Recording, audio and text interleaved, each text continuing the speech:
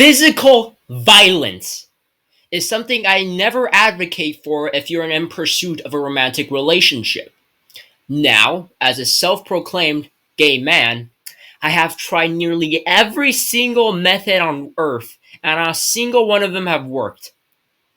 So, I went to the freaking guidebook again. The freaking, my rose. God dang it. The freaking guidebook again, okay? And I had no logical conclusion from it. So I came up with my own method. Step 1, kidnap.